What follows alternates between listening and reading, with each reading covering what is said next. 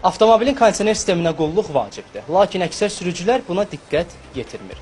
Onu diqqətə çatdırmaq lazımdır ki, kondisioner sisteminə mütəmadi qulluq etmək onun sərin hava performansını artırır və kondisioner sisteminin uzun ömürlü olmasına təsir edir.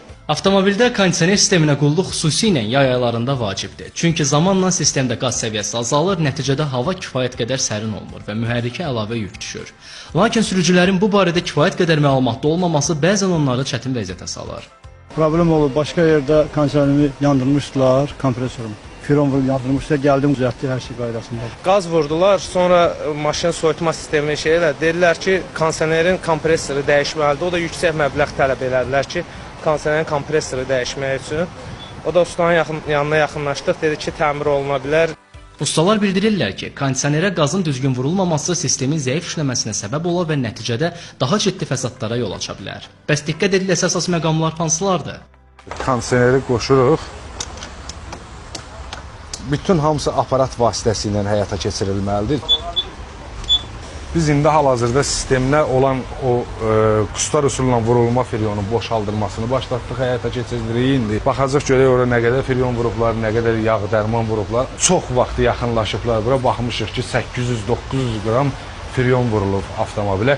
O da kompresorun yanmasına, radiatorun tutulmasına səbəb olur. Bu avtomobildə 550 qram firyon yerləşir. Bu avtomobilin içərisindən çıxan qazdır. 900 qrama yaxın qaz vurublar, firyon vurublar. Bu firyonun düzgün vurulmaması ilə hər gün bu şeylə qarşılaşırıq.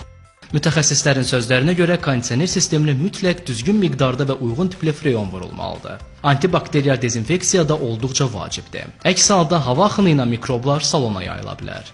Yeni modellərdə radiatorun üzərində olur filtrlər. O filtrlər, belə deyim, kompresor zərər görməyincə o filtr çəkilənmir. İndi biz görürük, sosial şəbəkələrdə hamı qoyur orada, bir dənə köhnə radiator tapıblar, onun filtrini çıxardırlar, yenidən taxırlar, çıxardırlar, yenidən taxırlar ki, bu filtr dəyişsən, hər şey düzələcək, yox. O filtr nəyə görə çirklənib? O filtr kompresorun yanmasından çirklənir. O filtr, yəni belə deyim, kompresor yanmasa 100 ildə işlətsən, 50 ildə işlətsən, o filtr çirklənəsi bir şey deyil. Kondisionerin salon filtri ildə 2 dəfə dəyişməyinizdə fayda var. Onu ildə 2 dəfə dəyişməlisən, yay sezonu, qış sezonu salon filtri. Çünki o havanı biz soğururuq, hava bizim nəfəs siyahımıza gelir. Bundan başqa avtomobil günəş altında qalarsa, öncə qapıları açılmalı və bir neçə dəqiqə salon havalandırılmalıdır. Bu sistemin daha tez və effektiv soyutmasına kömək edər. Ələkbər Salih, Zaur Həşimov, Telesər.